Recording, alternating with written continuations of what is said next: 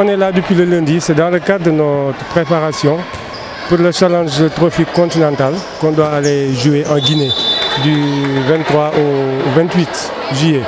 Donc comme à l'accoutumée Thiès, c'est notre lieu de stage. C'est là où nous avons l'habitude depuis des années de venir nous préparer dans la sérénité. Mais c'est là aussi où il y a les infrastructures adéquates qui peuvent nous permettre vraiment de travailler et de se rapprocher des infrastructures au niveau international. C'est pourquoi c'est avec toujours un grand plaisir que nous sommes là à Thiès pour faire le travail. Les U20 sont opposés à l'équipe des U20 de l'année 2015. Ce sont les U20 qui avaient gagné le challenge continental en Éthiopie et qui avaient participé au challenge mondial en Bulgarie. Donc en quelque sorte on peut les considérer comme des U23 parce que ce sont les espoirs. On est en train de faire du bon travail, les filles sont réceptives.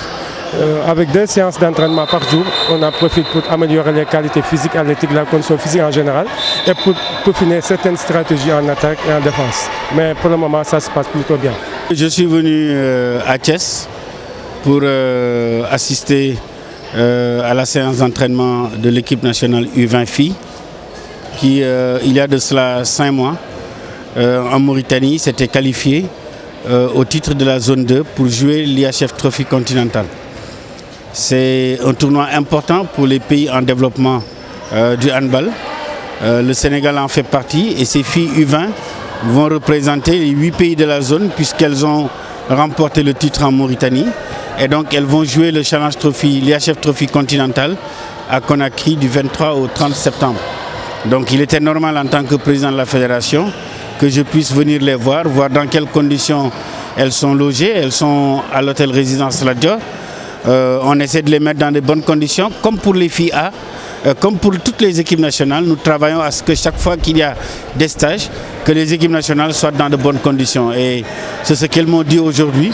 Elles ont apprécié les conditions dans lesquelles on les a mises. Et je voudrais ici remercier le ministre des Sports qui nous accompagne chaque fois que de besoin, que nos sélections nationales sont en préparation de compétition. L'objectif, c'est justement de remporter le titre. Vous savez, en 2015, elles vont tout de suite jouer avec la génération de 2015.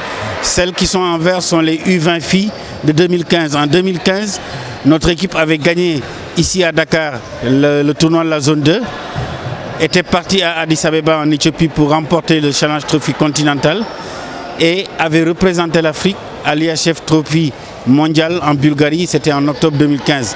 Aujourd'hui, ces filles-là sont sur la même trajectoire. Elles ont gagné en 2019 l'IHF Trophy zonal. Elles vont aller au continental. Si elles gagnent le continental, elles vont aller au mondial. Et donc, c'est l'objectif qu'on leur a assigné. C'est juste une place qualificative et on les met en situation de se préparer pour remporter le trophée.